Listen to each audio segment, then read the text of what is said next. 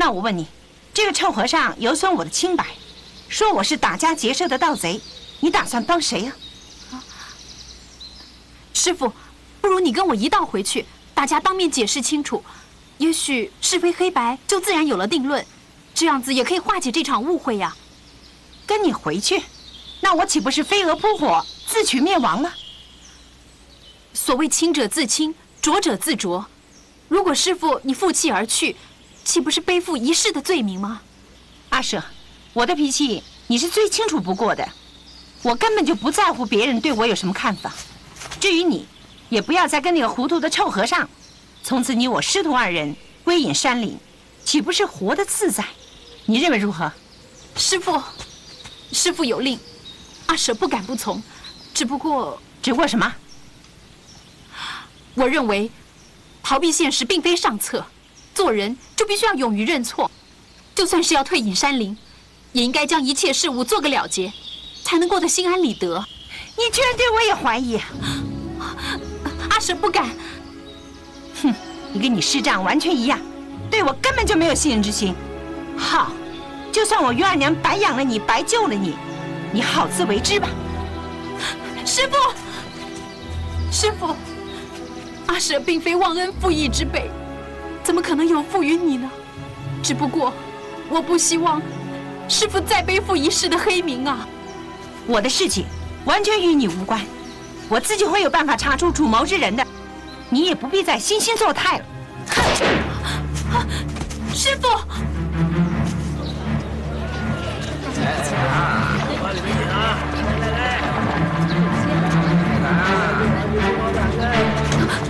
你一直在我身后鬼鬼祟祟，是不是在跟踪我？师父，你不要叫我师父，我不配当你的师父。你最好不要再跟着我，否则别怪我翻脸无情。哼！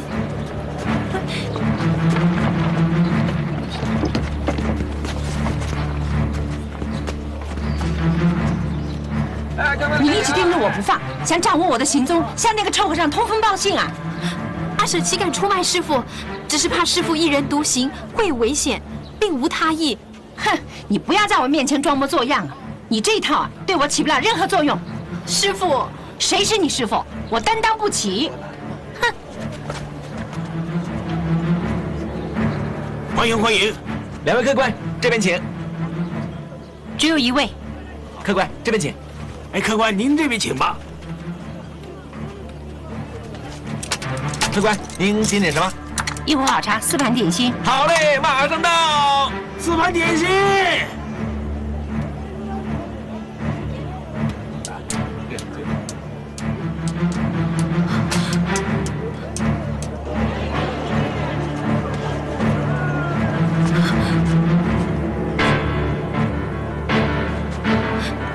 于师傅，我师傅来了，您快走啊！阿舍，你不要再假惺惺了，就是你给臭和尚通风报信的。师傅，现在不是解释的时候，您快走啊，走啊！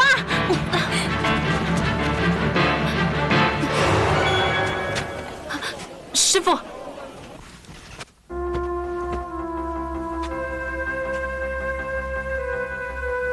阿舍甘愿代师受过。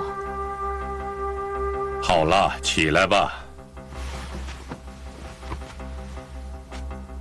阿舍，你师父对你有恩在先，你感恩图报，我怎么会怪罪于你呢？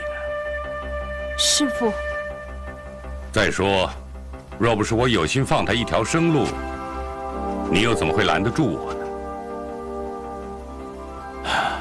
其实，于二娘也够可怜的了。若不是如此心高气傲、好强倔强，也不至于受这种奔波之苦。阿舍愚昧，不明师父话中的含义。你居然听出了弦外之音，又怎么能算是愚昧呢？阿舍，于二娘近日的遭遇，你想必已全盘了解。我想听听你的想法。阿舍不敢妄下断言，以免有徇私之嫌。但说无妨。我认为，至少有3个疑点，证明我师父是无辜受累，遭人陷害。你说来听听。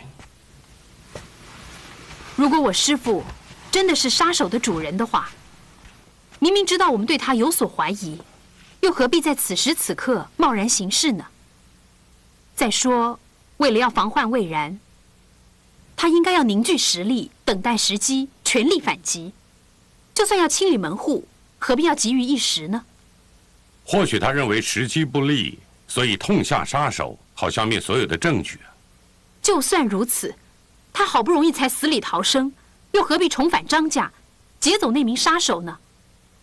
留下人证，总是让他寝食难安呢。最重要的佐证就是，落日他亲口告诉我，他的主人并非是一个女子。除非有幕后的主使者，否则，我师父他应该是全无嫌疑。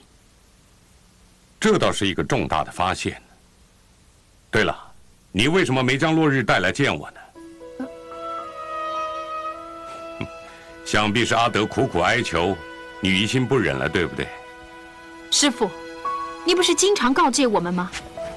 一个人最困难的事，就是能够勇于认错。如今落日他已经痛改前非，而且甘于平凡，那么我们岂能够再深究其过呢？你们姐妹两个，最大的本领就是拿师傅说过的话来反问师傅。不过，毕竟我们都不是官府中人，除了尽力之外，也爱莫能助。倘若他能够戴罪立功，协助破案，官府应该从轻发落才对。但愿如此。哦，对了，阿舍，你既然认为于二娘不是主谋，那么陷害她的人又以谁的嫌疑来的最大呢？这个，我就无从推测了。不瞒你说，这件事从头到尾我都十分清楚。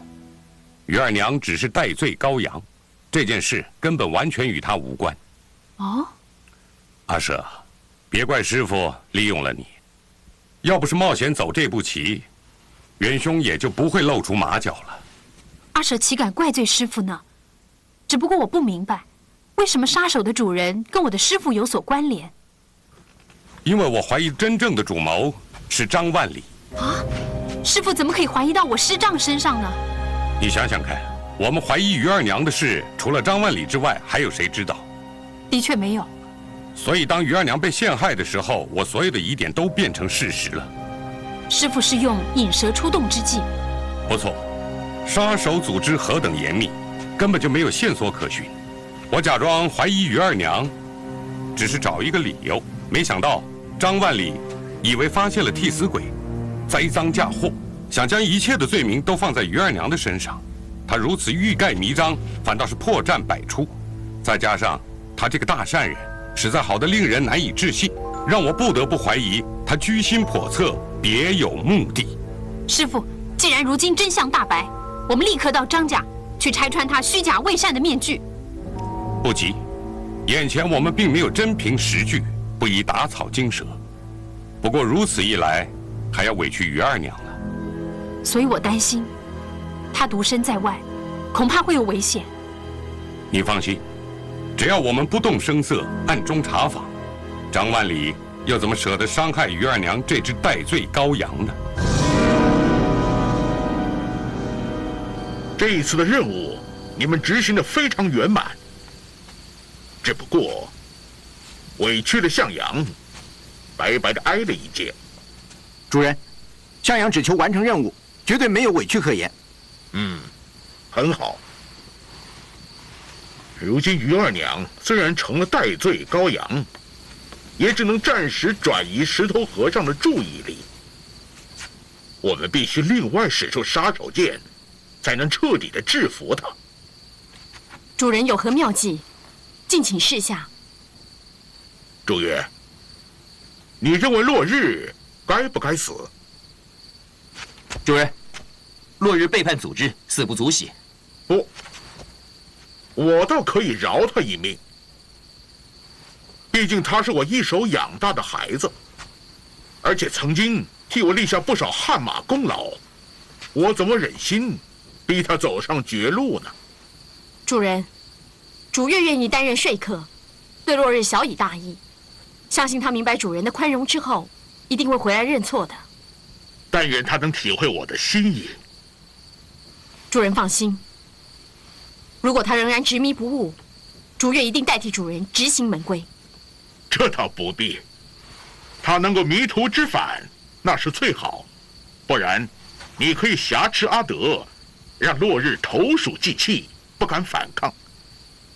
你也不用伤他性命，只要告诉他乖乖听命行事，阿德就可以保证毫发无伤。是，主人。追风向阳，在。你们和竹月3个人一起去找落日，务必要将阿德带回来。是。为了避免行迹败露，你们3个人分批前去。是。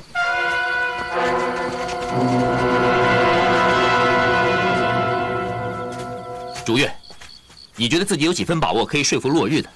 说实在的，我一点把握也没有。你应该要格外注意。我发现主人已经对你起了疑心，觉得你有袒护落日之嫌。这一点我也心知肚明。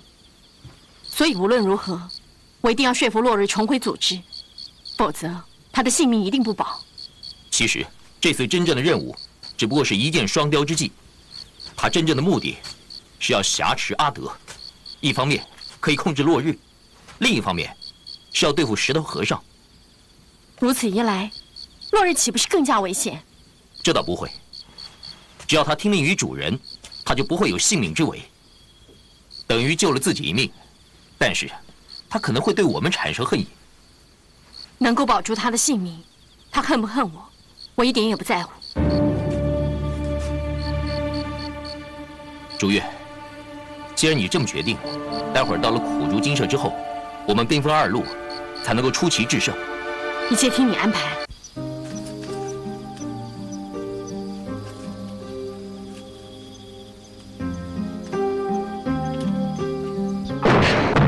落日，你是希望我们杀进屋里，还是自己出来受死？糟了，我们怎么办？你留在这里，不要出去，我要跟他们做个了断。不可以，他们人多势众，你一个人对付不了的。不如我们逃跑吧。阿德，你一点武功也不会，就算我们能逃，能逃多远？你放心好了，他们是奉命来杀我的，只要我一出面，他们会集中攻击我。你趁机会逃，到临汾你师父那边。不，我不能丢下你不管，要死我们一起死。你我一起出去，反而害得我分心。我自信能以1敌3，只要你能逃，我就没有后顾之忧。或许我们还有逃生的机会。落日，都是我不好，是我连累了你。你听我说，阿德，如果不是你，如今我还是个麻木不仁的杀手。是你让我发现自己还有点人性。虽然我们相处的时间很短，却很开心。就算要我马上死，我也是心甘情愿。最少我自己活过。不，你不会死的，我不要你死。你答应过我要一生一世的照顾我。如果你死了，那我要怎么活下去啊？好，我答应你，我不会轻易而死，因为我们还有好长的时间要一起生活。但是你也要答应我，要好好的活下去。落日，快出来受死！落日，落日！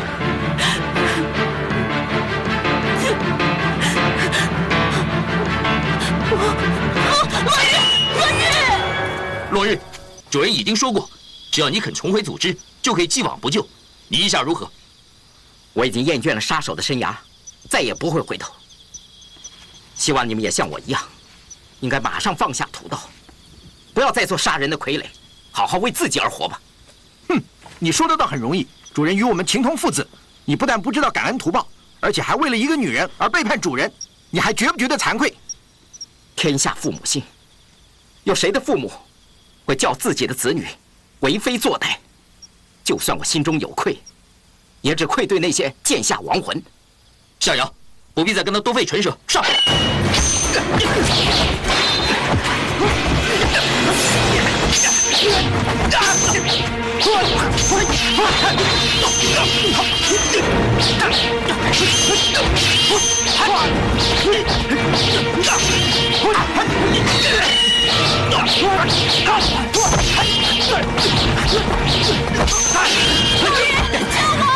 安德！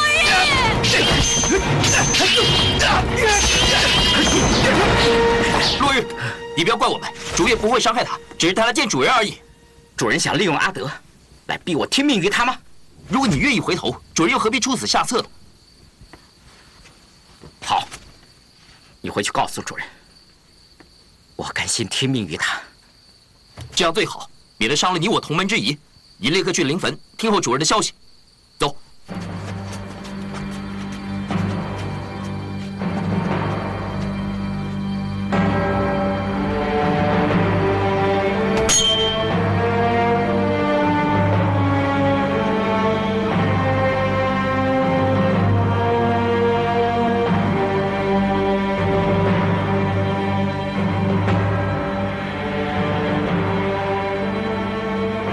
一辈子跟你难分难舍，永远不能从我手中放下吗？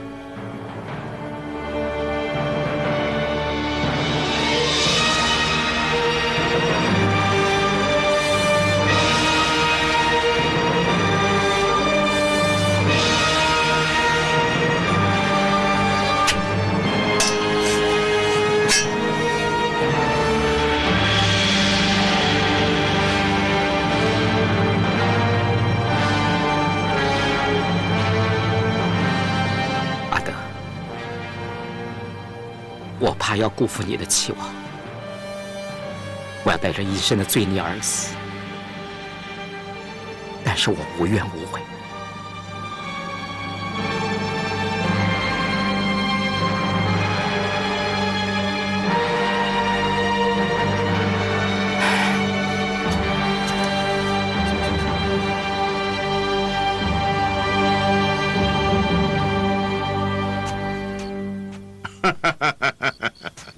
不错，这次的任务执行得非常成功。有了阿德在手，我就可以不再担心石头和尚他们轻举妄动了。追风，落日的反应如何？落日答应重返组织，任凭主人差遣。很好。落日迷途知返，正好可以委以重任。你去通知落日，今夜子时前来见我。是。朱月。属下在。你和向阳负责看守阿德，若有任何闪失，绝不轻饶。主人放心，竹月一定不会令主人失望。还有，拘留阿德之处，绝对不能让落日知道，以防他联合石头和尚前来救人。是。是。我先走了，你们分头办事去吧。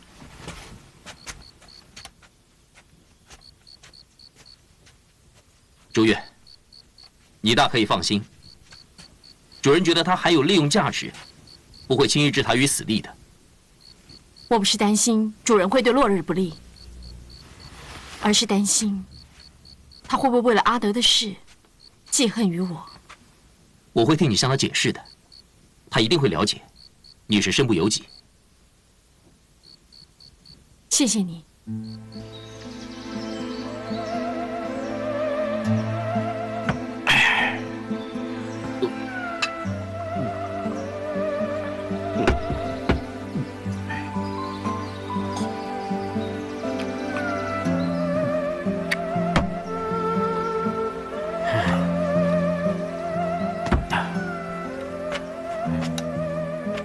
落日，你如此借酒消愁，又有什么用呢？世界上哪有我们这种人，让自己心爱的女人身陷险境，却困作仇者，没办法救她。除了用酒来麻醉自己，又能怎么办？你如此意志消沉，根本于事无补。何况阿德的生死就掌握在你的手中。如果你真的爱他，就应该振作起来。振作？难道当杀人的傀儡也算振作吗？落日，每个人都有着不同的命运，任谁也改变不了。而你和我一样，从出生的那一刻开始，就注定成为杀手，利用别人的死亡来延续自己的生命，直到有一天死在别人的剑下，才算是真正的解脱。你甘心如此度过一生吗？如果有第二条路可以选择，我早就离开主人了，而你，也不会在这里借酒消愁了。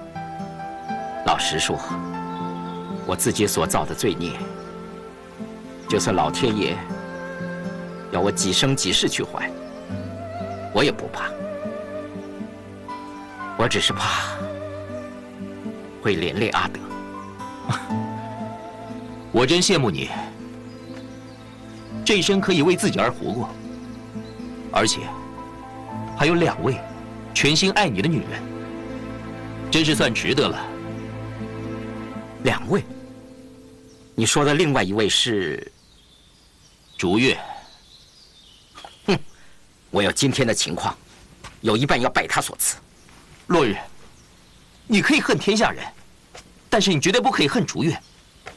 我不相信，他对你的情谊，你一点都看不出来。如果他是真心爱我，就不应该让我痛不欲生的活着。你以为他不听命行事，主人就会善罢甘休了吗？落日，你知不知道，竹月这么做是怕你白白送命。他这份恩情，我一点都不稀罕。如果让我像行尸走肉的活着，我宁可马上死。我没有想到你这么自私。如果你为了自己的选择而死，算是死得其所。而竹月呢？他几次为了袒护你，欺骗了人。倘若他因此丧命，不但换不到你的感激，还引来你的误解。你说他值不值得？其实他对我的心意，我早已了然于心。可是，我已经把我所有的爱给了阿德，再容不下他。再说，我不值得他为我做任何牺牲。竹月很清楚，他得不到你的爱，但是他处处为你着想。虽然很笨，但是爱情并没有什么道理可言。他愿意默默地为你付出，而不奢望得到你的一点点回报。难道这么小小的要求，你都不能满足他吗？如果有机会的话，麻烦你转告他，不论将来情况如何改变，他对我的心意，我永远铭记于心。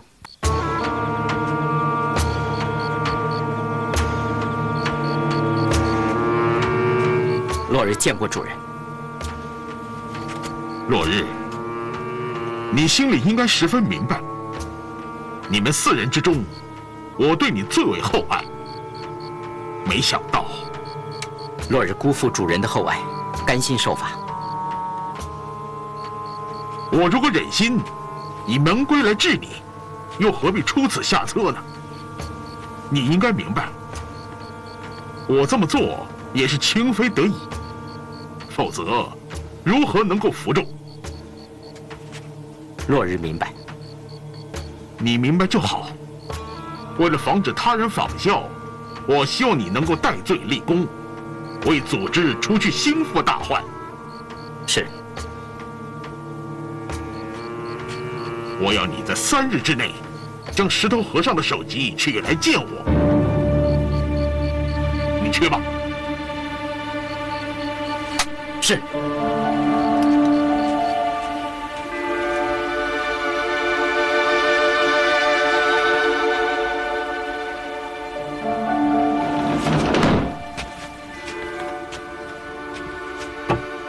竹月姑娘，请留步。有什么事吗？我想知道，落日他如今是生是死？他虽然还有一口气在，但是已经离死不远了。他怎么了？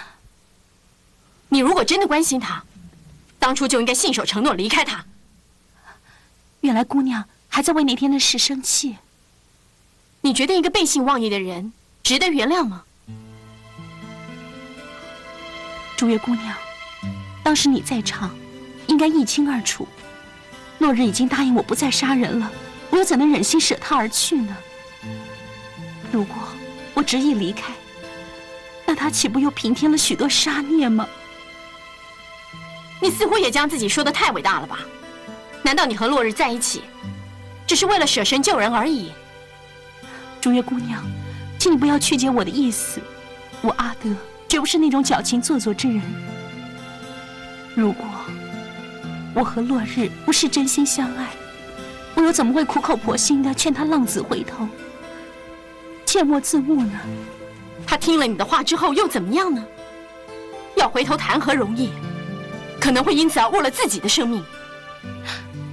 所以，我才要请姑娘转告落日，不要以我为念。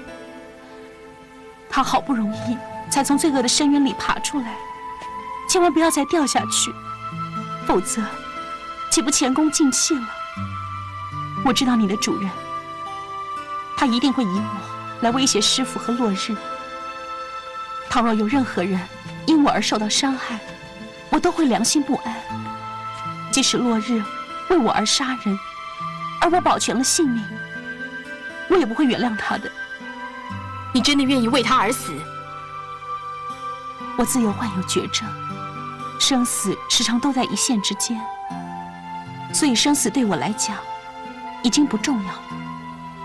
我唯一的希望，就是能让那些饱受病痛折磨的人免受煎熬。或许苍天可以垂怜我，多给我一点时间。这就是你学医的目的？其实你做杀手跟我并没有什么不同，唯一不同的是，你用别人的死换取自己的生。你不觉得这样的生存方式太残忍了吗？这本来就是个弱肉强食的世界，又有谁会在乎别人的生死呢？我只知道，如何让自己活下去，才是最重要的。我不希望像落日一样，对生命有太多的幻想，结果还是受控于主人，反而让自己活得更痛苦。竹月姑娘，你不必多费唇舌。你和我本来就是活在两个不同世界的人，很难达成共识。你放心，我会把你的话带到的。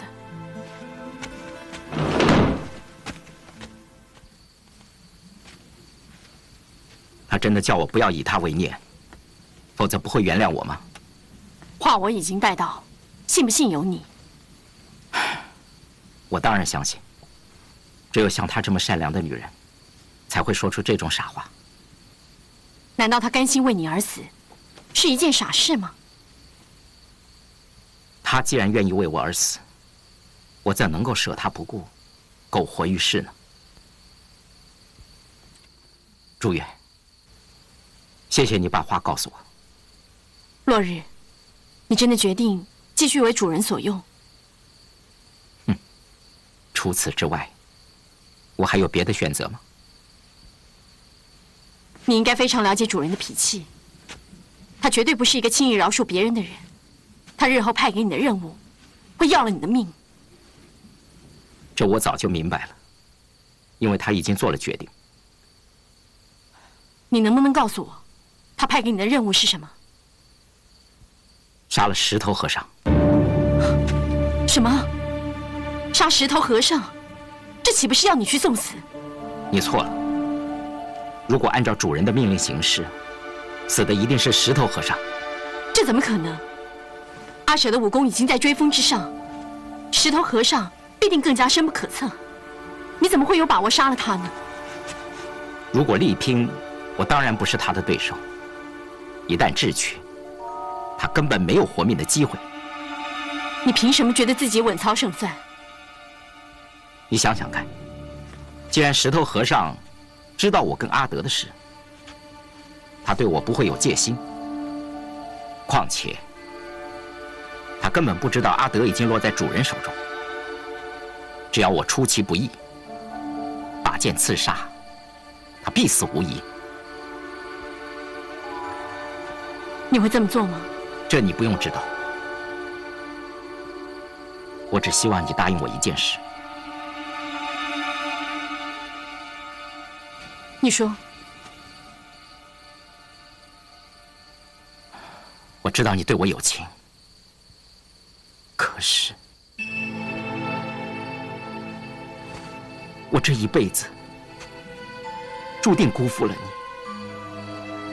这次任务，万一碰上不测，我希望你看在我的面上，放了阿德。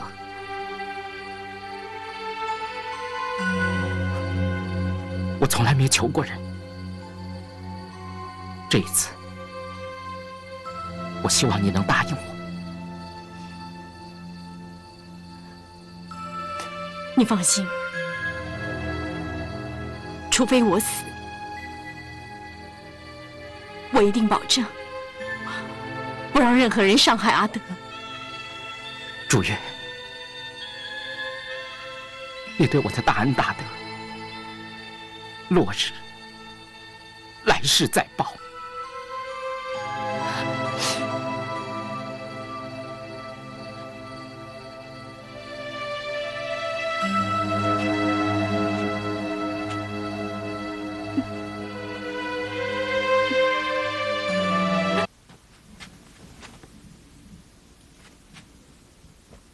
师傅，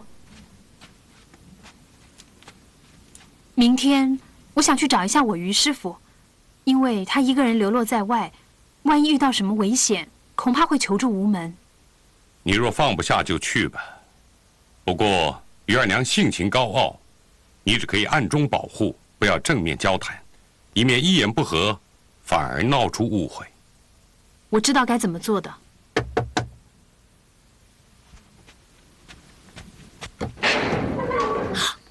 落日，你怎么会找到客栈来？阿德呢？你动手吧！落日，你疯了！你不是答应阿德不再杀人的吗？师傅，让我来！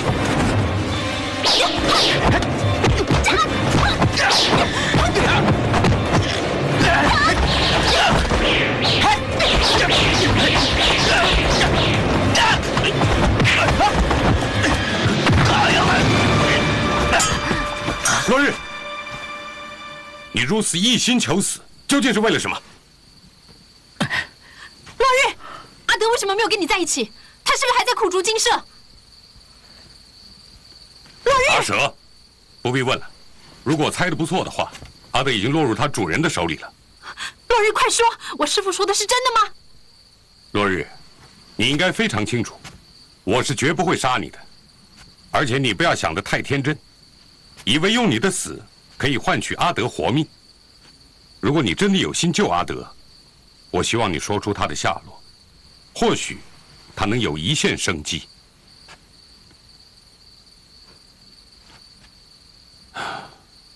你不肯说，想必有难言之隐，我也不勉强你，你走吧。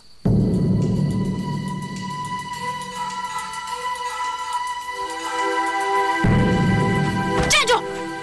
师父，不能放他走，无论如何都要问出阿德的下落。让他走吧，如果他不愿意说，你逼死他也没有用。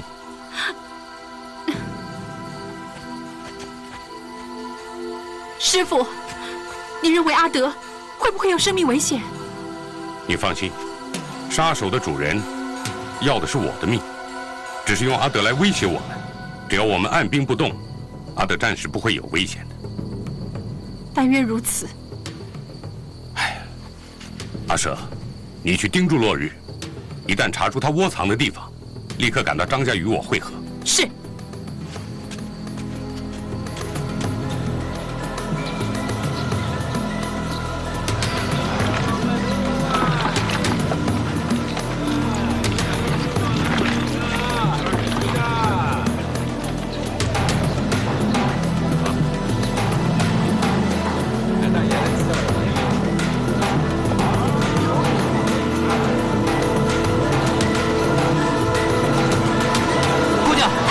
给点银子吧，血就好。好几天没吃饭了。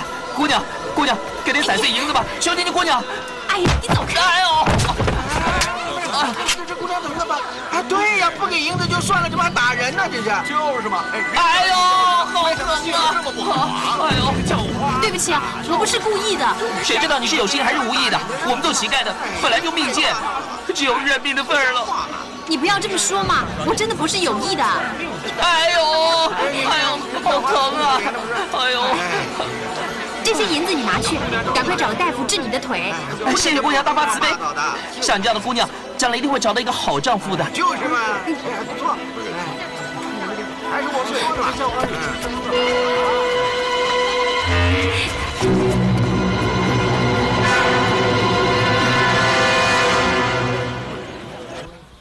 大师去而复返，不知有何见教？大善人说过会打探杀手的讯息，石头想知道有没有任何进展呢？目前为止毫无所获呀。以大善人对临汾之了解，难道也没有蛛丝马迹可循？临汾这一带确实没有可疑之人，而且会武之人也不多见。照这个情形看来，临汾会武之人就属大善人夫妇2人而已呀。啊，这倒不是。城里就有2家武馆，还有许多大户人家的护院。但是这些人全都久居于此，平日并无恶行，所以不值得怀疑。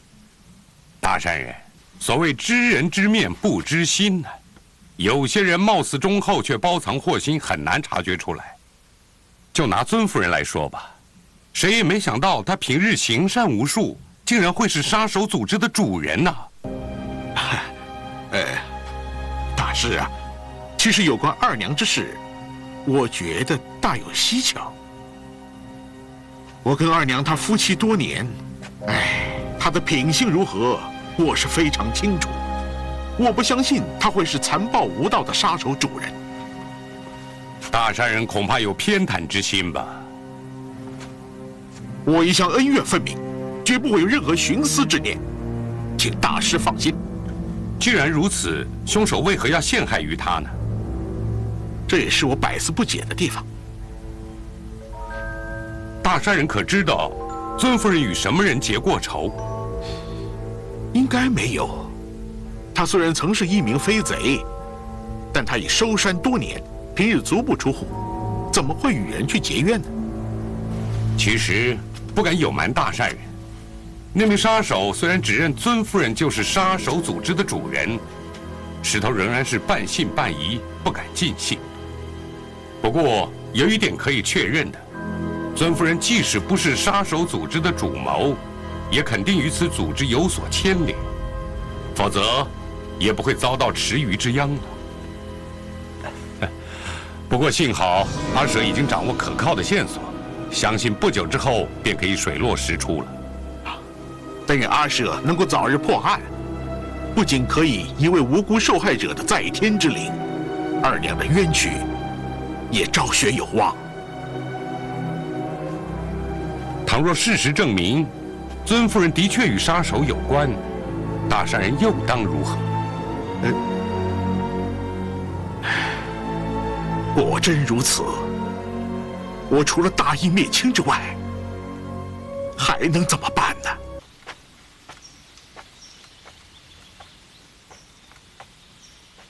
落日，你一直在这等我。我希望知道你能不能活着回来，才准备下一步怎么走。如果我回不来呢？我一定保护阿德不死。现在虽然我活着回来，我希望你放了阿德。不可以。为什么？你明知道，背叛主人的下场就是死。我答应过你，如果你有任何不测，我一定保证让阿德活着离开。难道你不明白，我完全没有为自己留下任何余地吗？朱月，落日，你应该明白，虽然我对你有情，但是主人却对我有恩。除非到了最后关头，否则别逼我轻易的做选择。我明白。你好好休息，我先走。朱月，你还有什么事吗？谢谢你。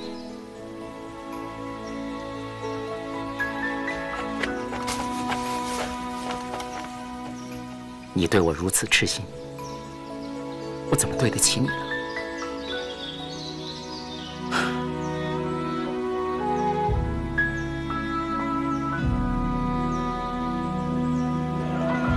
哎，叫花子，走开，走开，走开！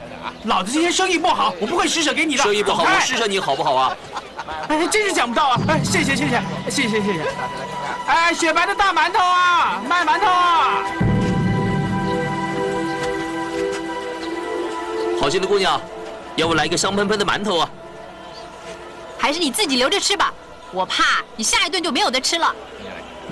放心，有你这位好心人来回在街上游荡，我想没有饭吃也难。我怕我自己会有好心用尽的一天，到时候你可能就无路可走了。哼，姑娘果然是菩萨心肠，不过姑娘也太过多虑了。叫花子一向吃遍天下，总会有办法骗吃骗喝的。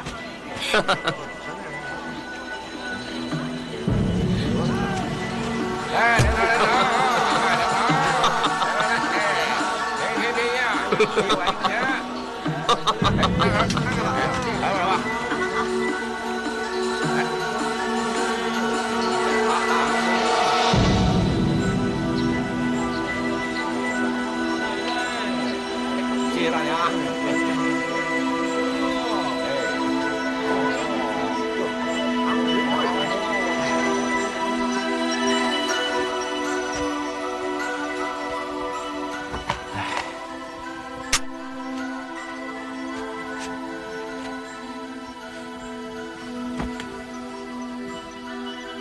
哎，今天外面天气那么冷，还是叫花子的狗窝舒服啊，有酒又有肉，就是没有人作陪啊，要不然会更加津津有味啊。好心的姑娘，今天也跟了我一天了，应该很累了吧？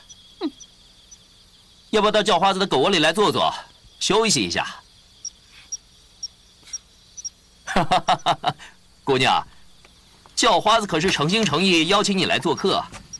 再说，买酒买肉的钱也是姑娘所赐，我只不过是借花献佛而已。姑娘不会觉得叫花子身份卑微，不肯同席而坐吧？哼，既然有酒有肉，不吃才是傻瓜呢。哎，姑娘，哎，姑娘，你口下留情，给叫花子留点啊。哼，酒是用我的钱买的。再说是你请我进来做客，哪有主人害怕客人喝酒的道理？哼，对，算我吃亏，你说的有道理。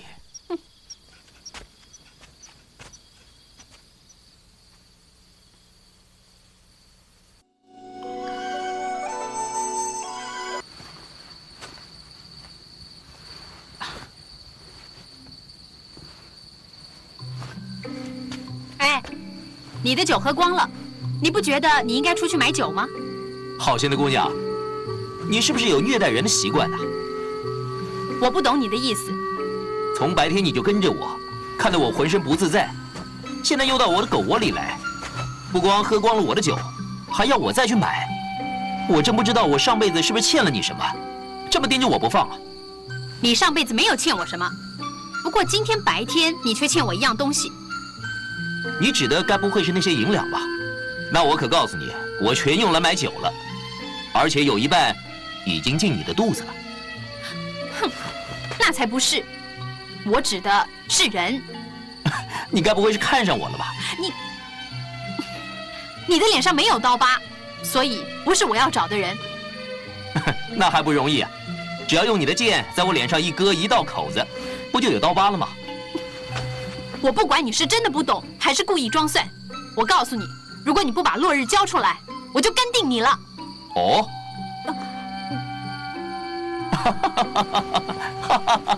好心的姑娘，要是我有这种福分的话，以后我就衣食不愁，高枕无忧了。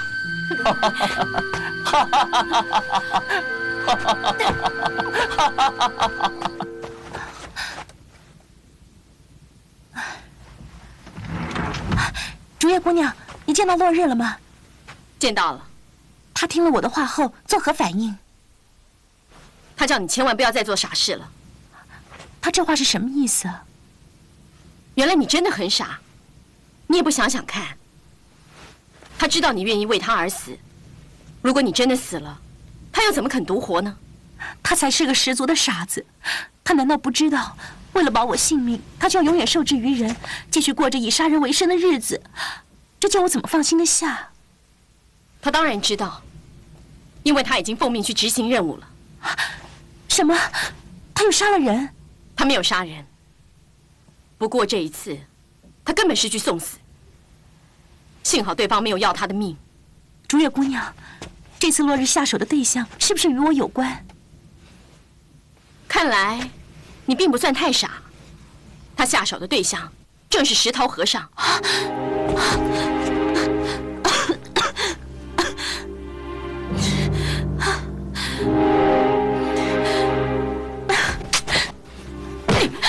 你想干什么？我求求你，让我死吧！我怎么忍心看到落日为了我和师父自相残杀呢？你真是太过异想天开了！你以为你死了就可以停止这场杀戮吗？至少，我死了，落日就不用再受人威胁。我相信，只要他和师父联手，一定可以消灭杀手组织的。你认为我会给你这个机会吗？竹月姑娘，我知道你也非常喜欢落日，你一定不愿意见到他死于非命。只有我的死，才能换取落日的自由。等到组织瓦解了，你跟他或许还有机会。住口！要不是我答应落日保护你的安全，光凭你刚才说的那些话，我就先割下你的舌头，然后慢慢将你折磨致死。我本来以为你是多么善解人意、清高脱俗，没想到我根本看错了你。你知不知道，你刚才说的那些话，不只低估了落日对你的爱，而且侮辱了我的人格。竹月姑娘，你到底是什么样的女子？完全不知道人情世故。你以为你悬壶济世、救人急难，就是一件了不起的功德吗？你以为你无怨无悔、甘心受死，就是处处在为人着想吗？你简直是大错特错！你知道吗？我和落日从小就是主人一手栽培长大，养育之恩有如天高。在我们心中，主人就像父亲一样。落日为了你，不惜背叛主人，这需要多大的勇气？如果你死了，他还有何面目苟活于世呢？再说，倘若我有在你死后得到落日之心，我早就置你于死地了，怎么会留你到今日呢？竹月姑娘，原谅我的口不择言，冒犯之过，我不是有意的。算了，我不会怪你的。我知道你是为了避免落日和你师父发生冲突，才会这么做的。不过你也不必担心，你师父一定发现主人的阴谋，才会对落日手下留情，否则落日怎么可能全身而退呢？就算我师父网开一面，落日没有完成任务，你的主人还是会惩罚他的，这该如何是好呢？落日现在是对付你师父最有用的武器，主人一定不会为难他的。那如果他一再失手，你的主人还会原谅他吗？这就要看他的造化了。竹月姑娘，既然你如此关心落日，为什么不想个办法帮助他逃离险境呢？要想救他，除非放你走。不过要我背叛主人，除非我死。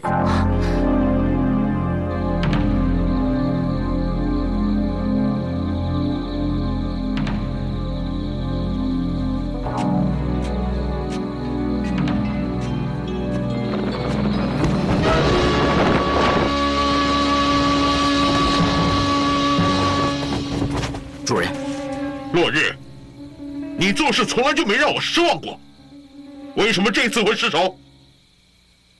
属下与石头和尚的实力相差太远，加上有阿舍在，实在无法取胜。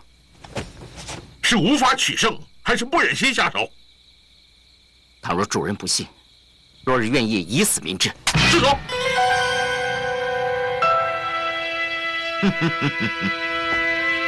为了这种小事而死，你不觉得自己的命太不值钱了吗？属下的生命本来就是主人所赐，属下随时准备为主人牺牲。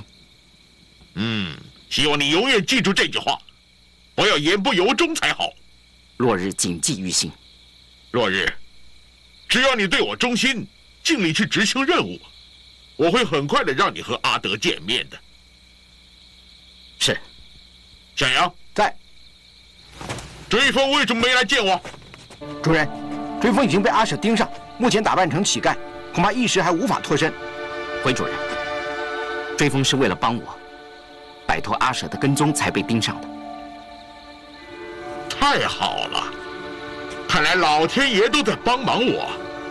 这一次，他们准是死无葬身之地。不知道主人有何妙计？其实，我们最可怕的敌人，只是石头和尚而已。阿舍的武功虽然不弱，倒也不难对付。如今他只身一人，正是除去他的大好机会。小杨，不管阿舍是不是还在跟踪他，你要立刻想法子通知追风，叫他把阿舍引到无人之处。因为阿舍现在已经是我们行动的一大障碍，你们3人联手，叫他插翅也难飞。是，主人。落日在。倘若明天你未尽全力，让阿舍脱逃的话，恐怕你就再也见不到阿德了。属下一定全力以赴。谁？额娘，真是皇天不负有心人，我终于找到你了。找到我你就得死！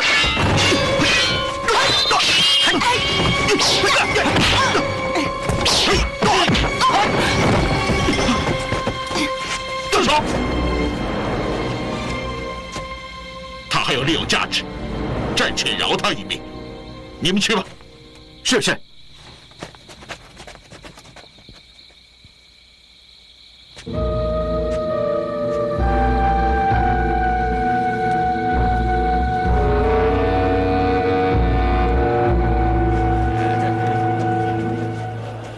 大叔啊！哎，大爷，求求你给2个钱吧，可怜可怜我嘛！求求你，大爷，拿去。谢谢大爷，谢谢谢谢。引他入林杀人，啊！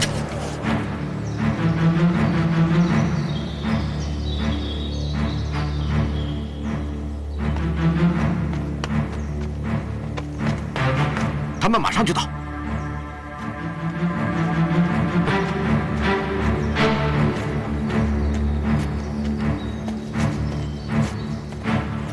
好心的姑娘，再走下去就是鬼门关了。我劝你先休息一会儿，待会儿才有力气过奈何桥。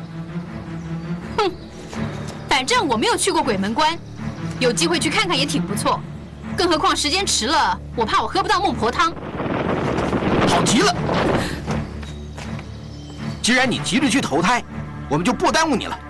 哦，原来是请君入瓮，早有预谋。我早就劝你别跟着我，可是你偏不听，所以我只好自己想办法甩掉你，免得你我朝夕相处，我怕爱上你，舍不得杀你。哼，就凭你们2个，恐怕还杀不了我。如果要加上我呢？落日，虽然你对我下不了手，但是我对你却不会留情。落日，我问你，阿德是不是落入你主人手里？这你不需要知道。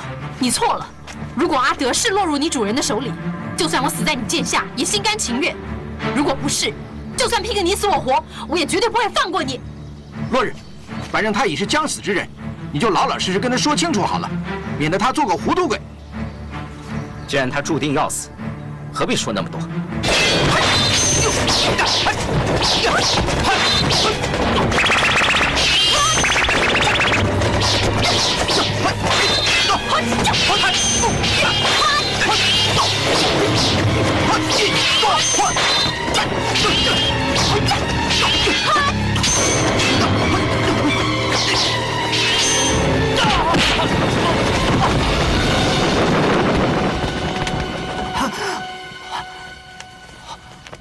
什么？你们3个联手，居然还让那个丫头给跑了！你们怎么还有脸来见我？主人，全怪追风太自不量力，才会让他逃走，甘愿接受处罚。追风，你已经在他手上吃过1次亏了，怎么还会犯同样的错误？追风夜郎自大，高估自己，罪无可恕。罢了，下回交手可不能再犯。属下铭记在心。虽然这次任务失败于追风的好强，但是换一个角度来看，那个丫头能在你们3人联手之下全身而退，武功的确不凡。可见石头和尚更是难以对付。主人武功盖世，对付那个臭和尚应该必胜无疑才对。在还没交手之前就谈论胜负，岂不是愚蠢？是。既然不能个个击破，我们也就不必操之过急，暂且按兵不动，等时机成熟了之后再做打算。追风，属下在。你和落日已经现形，最好找个地方躲藏，尽量减少外出，以免行踪败露。是。落日，属下在。这次任务失败，错不在你。我答应过让你和阿德见面，绝不会失信于你。不过，你也要遵守你的承诺才好。落日一定守信。很好，我会让竹叶通知你的。谢主人。照你这么说，杀手组织当中有心向善的人，不仅只是落日一人而已啊。他虽然举止颇为轻狂，但是到了紧要的关头，却存心诈败。不然的话，恐怕我早已难逃一死。阿舍，你觉得此人会不会别有所图？应该不会。我跟他相处了2天，我感觉到他对我并没有恶意。倘若没有恶意，又怎么会将你引到荒郊野外，然后合3人之力围杀于你呢？他可能是受到指示，不得不从。你说的也算有理，毕竟是他为你解围，足以证明他不是存心要置你于死地。阿舍，既然他有一丝善念，或许也想脱离杀手的生涯，日后你想办法尽量感化于他。师父放心，我一定会尽力而为的。据眼前所知，这个组织之中至少有4名杀手。倘若你能够度化救你的那名杀手，再加上落日已有心向善，你也可以避免不少的杀孽。可是落日身不由己，除非阿德可以平安脱困，否则要他回头，应该是十分困难的。唉，不仅落日感到左右为难，我们也是投鼠忌器，生怕阿德受苦啊。师父，要不要我在张家暗中搜查一番？也许会有所发现。那于二娘身为张家的女主人，对于张万里的所作所为也一概不知，你又能查出什么线索来呢？师父，难道我们就眼看他胡作非为，一点办法都没有吗？这倒不是，以眼前的情况来说，我们只有按兵不动，以防张万里以阿德的生死作为威胁。如今表面上看来，张万里占了上风，其实倒也未必。师父是不是已经有了对策？我准备将计就计，而后以其人之道还治其人之身。阿舍愚钝，不明白师父的意思。等找到于二娘，自然就明白了。师父，是不是要拿于师父的命来换阿德？你认为张万里会在乎于二娘的生死吗？倘若他是个重情重义之人，就不会嫁祸于他人了。阿舍，我这叫做以静制动，少了于二娘，又怎么能够引蛇出洞呢？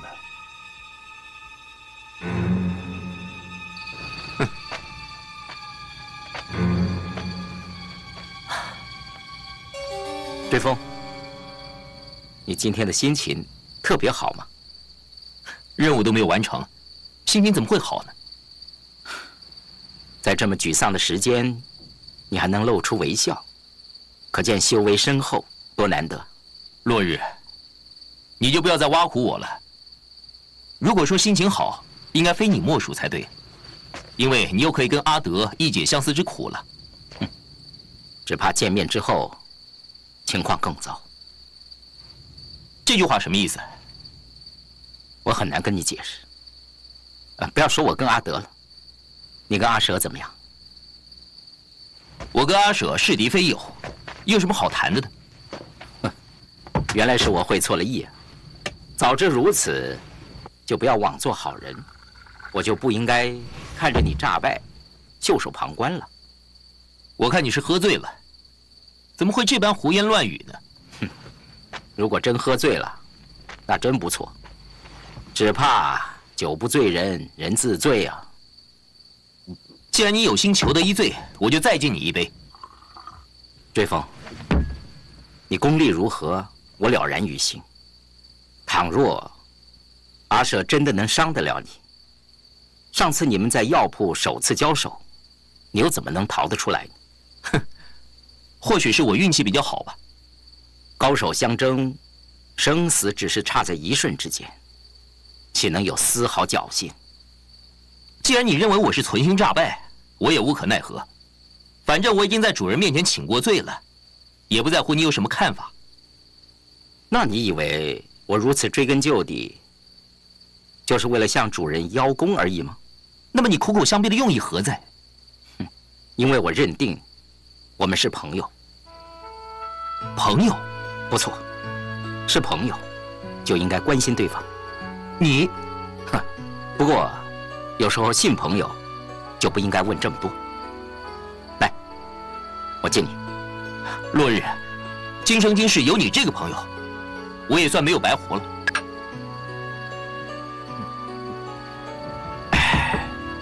我也有同感，因为在杀手的生命当中，友情这2个字，简直是一种奢想。但是如今我有了你的友情，再加上阿德对我的爱，就算马上让我死，我也了无遗憾了。落日，我活了20几年，只懂得主人对我的恩情，从来就不知道友情和爱情对人的重要性。哼，从你身上我才明白，原来这2样东西，让人连死都不怕。如果你能亲身体验的话，你就会知道，爱情会带给一个人有多大的勇气。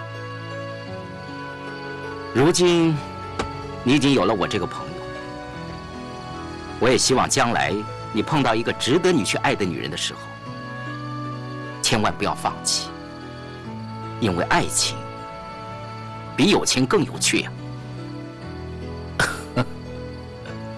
阿德，你想不想见落日一面？你真的答应带我去见落日？啊，谢谢你啊！你不必谢我，我只是奉命行事而已。你的主人，他怎么可能让我和落日相见呢？主人一向言出必行，这还是落日自己换来的报酬。你能不能告诉我，落日这次的对象又是谁？这个问题，等一下你可以问他，我无可奉告。主人交代，如果你愿意见落日，就必须服下这粒5毒断魂丹，以免落日心怀不轨，将你劫走。服下这粒丹药，我又怎么能去见落日呢？这个你不用担心，我们已经备好了马匹，而且我会封住你全身的穴道，避免在路途中发生不测。你的主人想的倒是十分周到，不过他忘了一件事情。我虽然不敢自夸医术高超，不过这普通的丹药倒也难不了我。你千万不要自作聪明。5毒断魂丹绝对不是普通的毒药，只有独门秘方才能够配制出解药。主人说过，你逃我死，我不死你休想逃。叫！叫！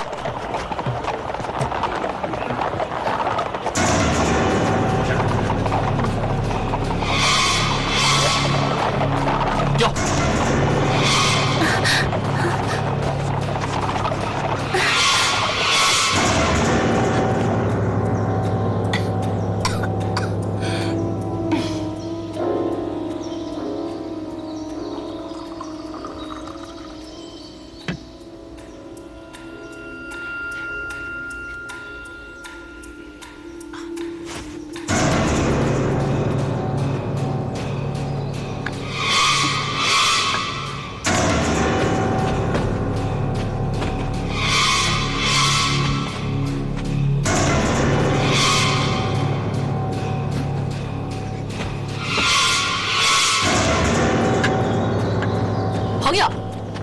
有病在身，就快趁热喝了这碗汤药。你大可以放心，我绝对不会趁人之危的。师傅，师傅，你病得这么重，为什么不想办法通知我呢？哼，你以为我会傻到通知你去抓我归案吗？师傅，你误会我了。哼，有那无功干事的臭和尚给你做师傅，你的心里怎么会有我的存在呢？怎么会在乎我误不误会呢？师傅，阿舍是你一手带大的，我的心性如何，还有谁比你更清楚呢？难道你真的认为我是忘恩负义的人吗？哼，世事多变，人心难测。你我已经分开多年，或许你早就变了。师傅，无论阿舍如何改变，对师傅的尊敬之心是永远不会改变的。变不变在你，信不信在我。我连自己如今为什么会落到这种地步，我都不明白了。我怎么会看清楚你的心呢？师傅，其实我们早就知道，杀手的主人并不是你。你怎么知道的？在你离开张家的时候，我石头师傅他就非常清楚你是受人诬陷的，杀手的主人另有其人。既然如此，那个臭和尚为什么要逼得我走投无路，受这种辛苦呢？石头师傅认为，元凶既然会选择嫁祸给你，一定是跟你有所关联。为了要替你报仇，同时查出幕后之人，所以就将计就计了。哼，我才不相信那个臭和尚会如此好心。你不必为他掩饰过错，编这些谎言来欺骗我。师傅，阿舍句句实言，今天也是石头师傅派我来找你的。哼，那个臭石头和尚害得我还不够吗？还要你来找我做什么？因为我们已经发现可疑之人，希望师傅能够跟我们一起来揭发此人的真面目。你说的可疑之人究竟是谁？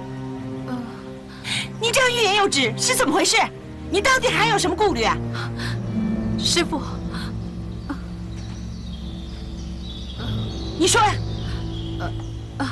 师傅，追查真凶也不急于一时，最主要的把身体养好了，等病好了再说其他的也不迟啊。你不要吞吞吐吐的，告诉我到底是谁？你心目中如果还有我这个师傅，就快点告诉我。此人也只有可疑之处，并没有。废话少说，快点告诉我。说啊！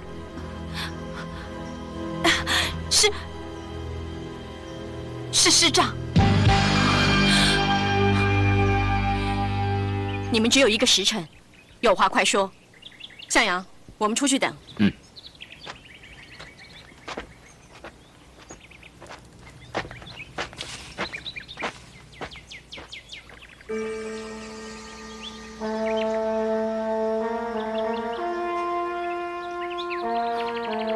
阿德，是我拖累了你。落日，你不必有所歉疚。你应该很清楚，你的主人以我为人质，他的主要目的并不是逼你就范，而是对付我师父。这个道理，我当然懂。要不是我一时的疏忽，你也不会成为阶下囚。落日，你已经做得很好了，我不会有任何怨言。只不过，你不用说，主页全告诉我了。既然你知道了，为什么还要留在这里？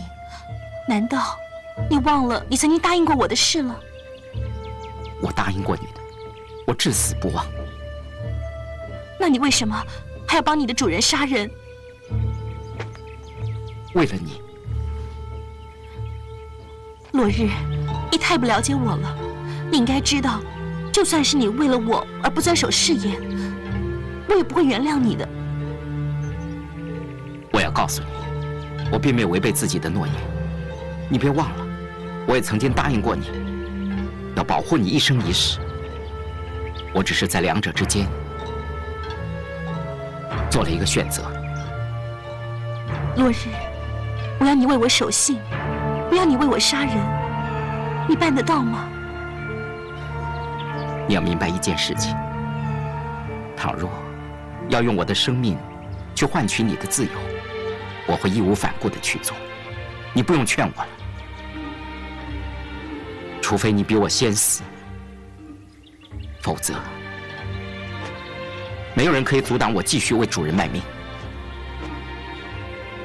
因为如果我死了，你一定会自杀，对不对？可惜，我现在还不能死。如果可以，我早就这样做了，因为我们这样活着都太痛苦了。你这话什么意思？你的主人怕我们俩一起逃走，所以在我出来之前，让我服下了5毒断魂丹，而且警告竹月，如果我有任何意外，就要他的命。他太狠毒了，否则他又怎么会让我们见面呢？他对我还有戒心，所以我们不能连累竹月姑娘。她这一生已经够苦的了，不能让她因为我们害得她无辜丧命。阿德，你知道你最吸引我的是什么？就是你的善良，处处为人着想。我跟你比，我自惭形秽。落日，只要你愿意做，一定会做得比我更好。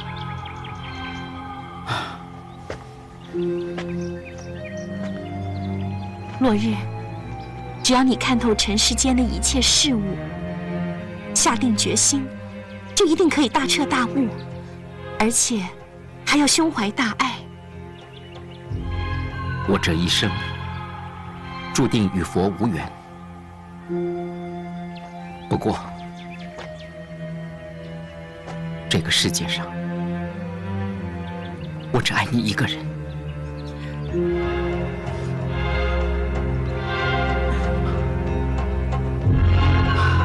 你们根本无凭无据，凭什么非要怀疑张万里就是幕后元凶呢？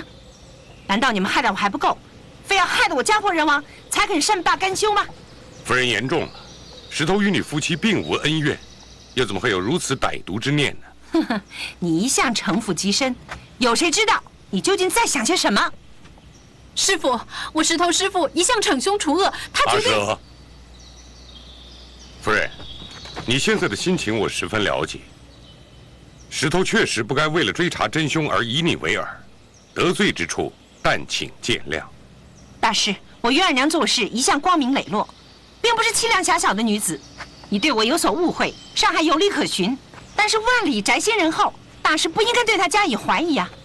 若是没有可疑之处，石头又岂敢冒犯呢？那倒想听听大师的高见。夫人有没有想过，曾经与什么人结下深仇大怨，导致对方如此报复？这个问题我也想过，我扪心自问，虽然我以盗窃为生，但是这些年并没有闯下滔天大祸呀，所以不至与人结下这样的仇恨。关于这一点，阿舍也曾经提到，所以他为夫人极力辩解，认为夫人不可能会做下如此灭门血案。既然夫人与人并无重大嫌隙，那杀人元凶又怎么会嫁祸于你呢？这也是我百思不解之处。就算动机不明，我相信此人对于夫人必然十分了解，才会知道夫人的个性与背景，甚至连时间都掌握得十分精确。大师，张家在临汾一带虽然不是名门望族，却也小有名气，认识我的人不少。倘若以此作为推断，未免也太过于武断了。当然另有可疑之处，否则石头也不敢如此大胆分析。师傅，我石头师傅做事一向小心谨慎，没有相当的把握，绝对不敢妄下定论的。除此之外，万里还有什么可疑之处呢？实不相瞒，起初石头对于夫人的确怀有成见，后来经过阿舍说明你的情形，我开始另有想法。尤其对于张万里行善的目的始终参悟不透，总觉得其中有不对劲儿啊。难道行善助人也是错误？不是了，所以我特意向张万里讨论你的事情。其实我是想做试探，没想到一试之下果然奏效，立刻发生夫人杀人灭口之事，如此欲盖弥彰，更加深了我对她的怀疑。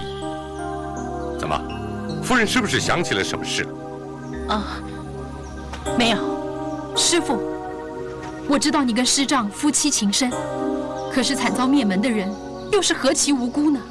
如果你知道真相，希望能够坦诚相告，以求早日弃凶破案。阿舍，在真相没有明白之前，我不许你批评你师长，免得坏了他的名声。阿婶不敢。夫人暂且息怒，如今全无证据，只是限于推论而已。石头绝不会走漏消息，更不会对官府有所暗示。关于这一点，还请夫人放心。多谢大师成全。夫人方才曾经言道，是被蒙面杀手所杀。依你猜测，他们为什么会手下留情呢？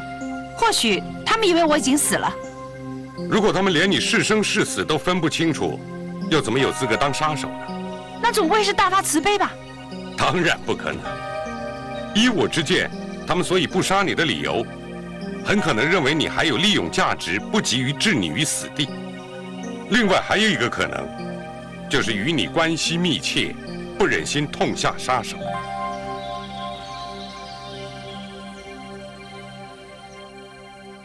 阿德，这是解药，你服下吧。竹月姑娘，没事的话，我想休息了。我等你服下解药之后就走。你放心，我等会儿会吃的。你不用骗我，我知道我出了这道门，你立刻就变成死尸一具。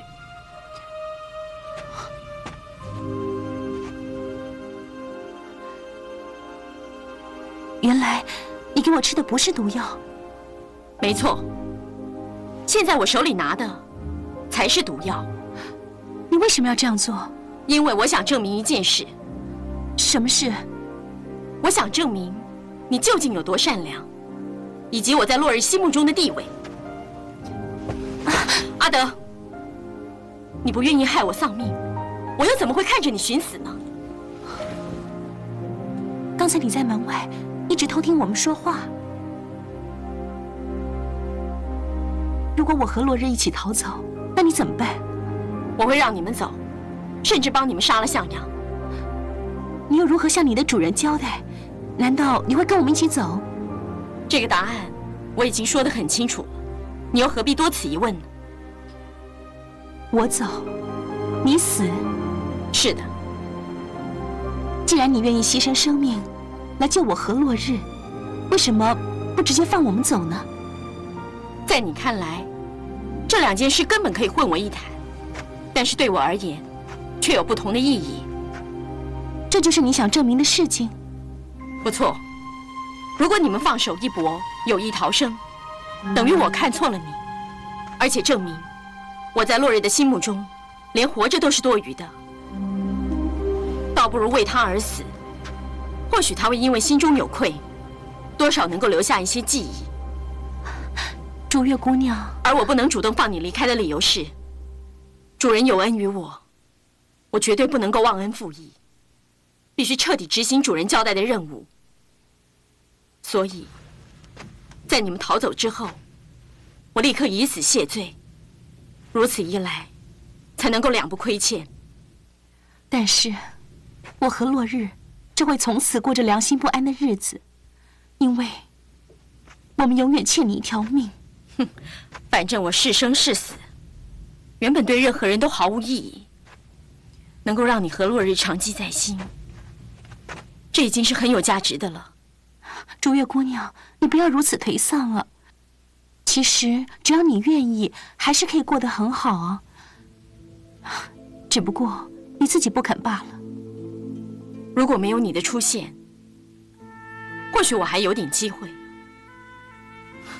但是现在，我唯一的机会就是早日投胎转世，希望下辈子可以投在正常人家。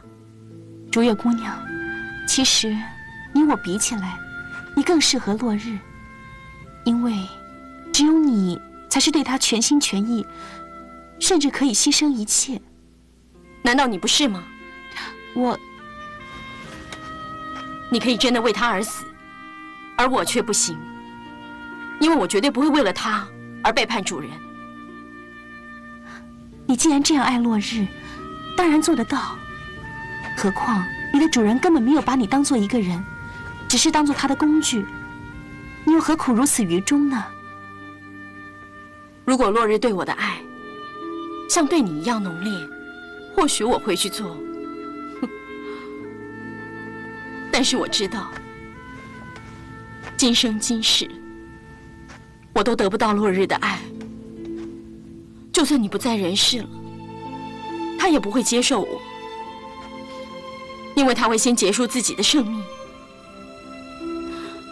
你知道吗？当我第一次在茶棚碰到他的时候，就莫名其妙对他产生好感。后来，我知道他就是落日，就更加爱得不可自拔。那时候开始，我才发现自己居然和一般人一样，也懂得去爱一个人。所以我放任自己去爱，丝毫没有保留。哪怕我知道他爱的是你，我也一点都不在乎。我以为总有一天我会把他从你身边抢过来。今天听到你们的谈话，我才发现自己是多么的可笑。我既没有你的美貌，又没有你的善良，我凭什么跟你去争落日？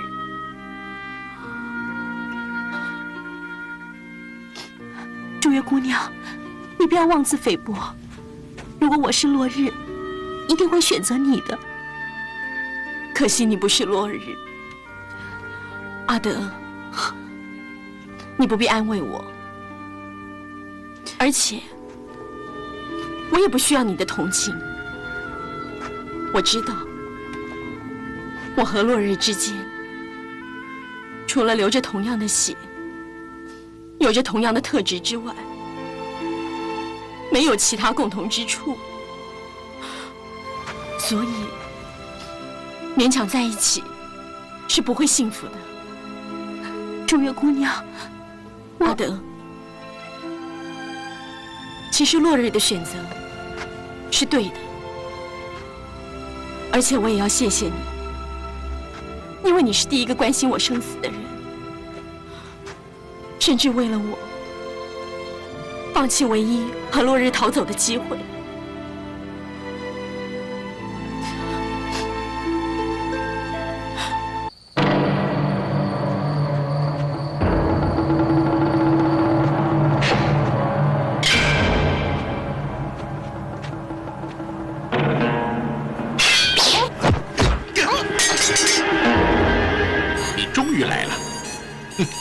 你们这群没有人性的杀手！今天晚上，我要你进得来，出不去。嘿，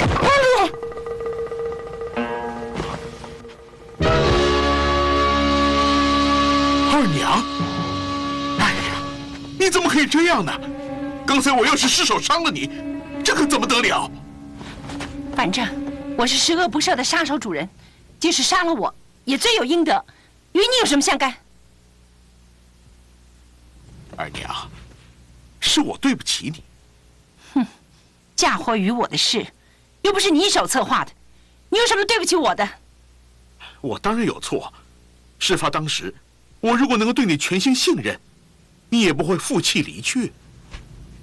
你原本对我有疑心，是什么理由让你改变初衷，相信我是无辜的呢？你离去之后，我左思右想。你平日足不出户，除了布施赈粮之外，甚少与人交往。而且你我朝夕相处，又怎么可能会有机会去四处杀人呢？再说，你我真心相爱，一向无话不谈，从来不做任何隐瞒。如果你真是一个为非作歹之人，这么多年来，一定会露出一些蛛丝马迹，我不可能没有察觉才对。万里，如果今日之事换作是你，我绝对不会对你有疑心的，更不会帮助外人呢。说来惭愧，我居然听凭石头和尚的一面之词，就对你心生误会，我真该死。万历，坦白说，我今天来的目的，也是想对你加以试探，看你是不是嫁祸于我的人。现在看来，我真是大错特错呀！二娘，你是说，你怀疑我才是杀手主人？因为有人举证说服我相信，你就是陷害我的人。没想到在临汾这一带，竟然有人对我如此怀疑，想要借此机会破坏我们夫妻感情。二娘，你能不能告诉我，这个人到底是谁？石头和尚。啊？